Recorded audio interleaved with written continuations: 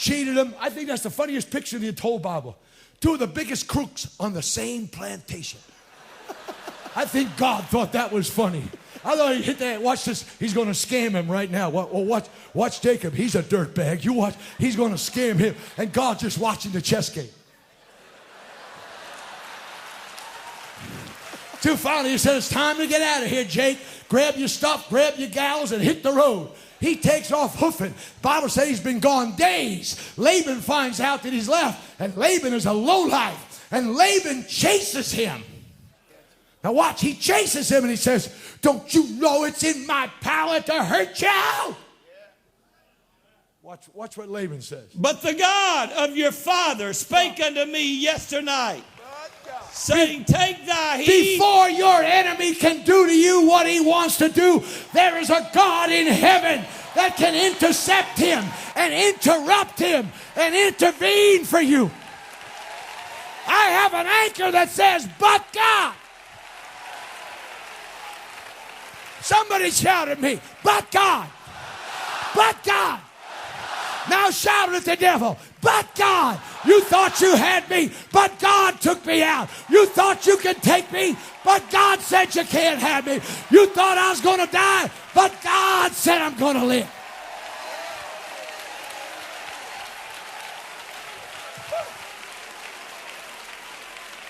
I need to preach a little longer. Read on. I got another scripture. Read on. Where are we? I got lost. In case you don't know it, 41, you go on the Strong's Exhaustive Concordance like I did, and all you got to do is look up the word but. B-U-T. That's it. But. Just look up the word but. It's about 2.5 pages. It's a boring bunch of mess. Because, you know, Strong's Exhaustive Concordance is written in mini print. And it's like a scripture. Every word in the scripture is but.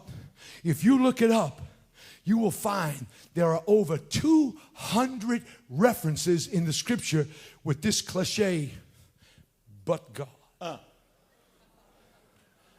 But God. But God. There's a but God for every time you got your butt.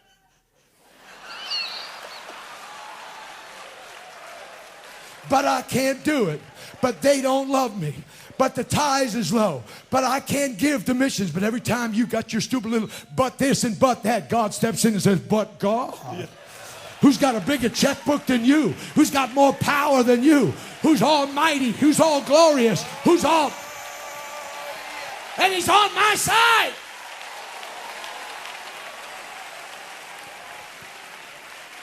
Thus have I been here 20 years in thy house. Go ahead.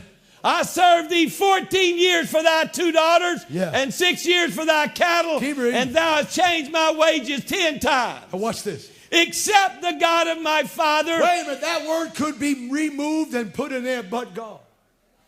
Because he said, except the God of my fathers that chewed your ignorant carcass out last night, you'd have sent me away just empty, you dirtbag. But my God showed up and went, cut it out.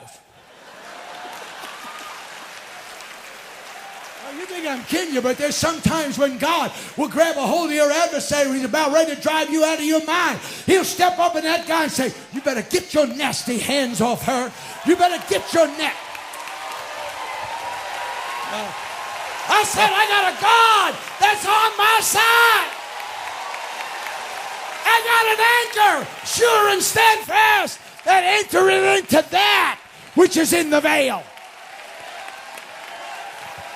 Well, the doctor said you ain't going to get over the disease. But God said, I am the Lord that healeth thee. But I feel like... But the diagnosis said you're not coming out. But God said, I'll bring you out. I'll bring you out. I'll bring you through.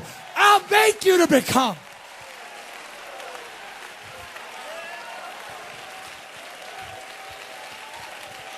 I'm not trying to play the audience. I'm trying to help the audience. You got to leave this thing in a few minutes going home and say, I don't care what kind of hell's going on. I don't care how many saints left. I don't care how many idiots are running their mouths and shooting me down, damning and condemning the best I'm trying to do. All I can walk in and say, well, but God is for me. Are you hearing me, John? And if God be for me, it don't matter who or what is against me.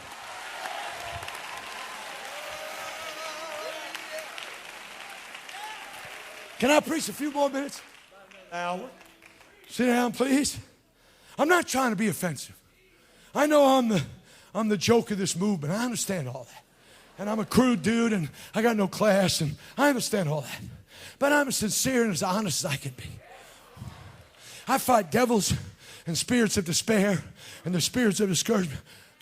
Would you get insulted if I brought you up here for a second? Come on, you're full grown. Come here. Stand right here. Hey, get your twin brother up here. Come here. We got the round mound of sound up here. No, not you. That big guy back there. Well, you.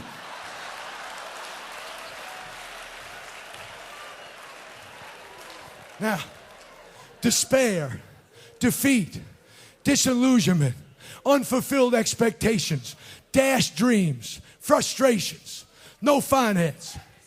Now you just try to take me over there, but remember, I'm anchored over here. Just try to move me. No. My anchor ain't gonna let me go. I may fall down, but I ain't gonna stay down. You just keep trying to mess with. Come on, defeat, get over here, rotund one. Get over here. And just, no, go that way, foolish. Go that way.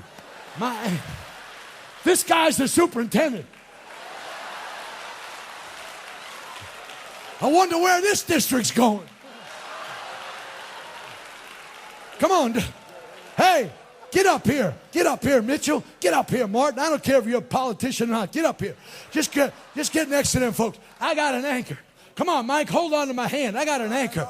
And they're trying to take me out, but they can't take me out because the anchor holds. The anchor holds. It's not me. It's not my faith. It's the power of the anchor. It's the power of the... It's not my faith. It's not my spirituality. It's the anchor.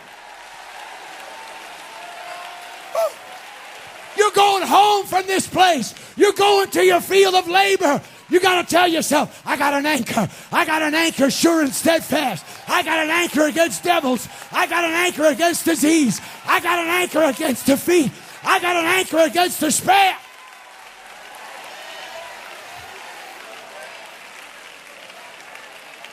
You can sit down. I'm trying to get there.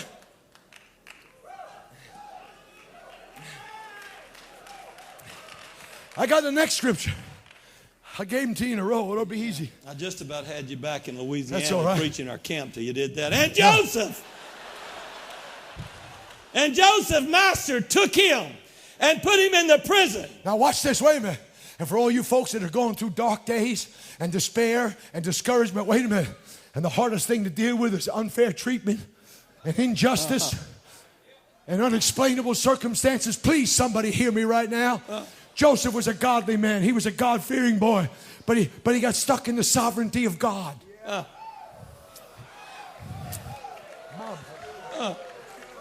And I felt I struck fire just then. Somehow, you're stuck in the absolute majesty of God's sovereignty. And you don't know why he isn't doing it, why he isn't taking you out. He may be taking you through rather than taking you out. He's going to get more glory when you get through this thing than he would get if he just snatched you out of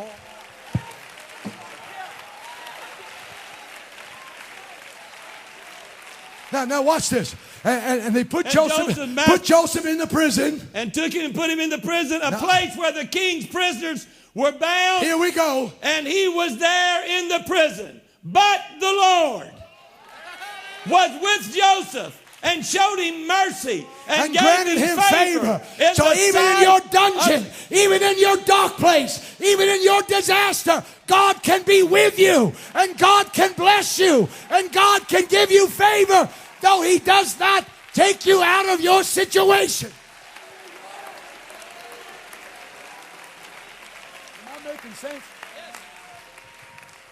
I'm sorry, Bob. Yeah, I didn't do nothing bad. I know, I got a word from the Lord to help somebody. I'm not trying to blow off like I'm some big deal. I'm trying to help you.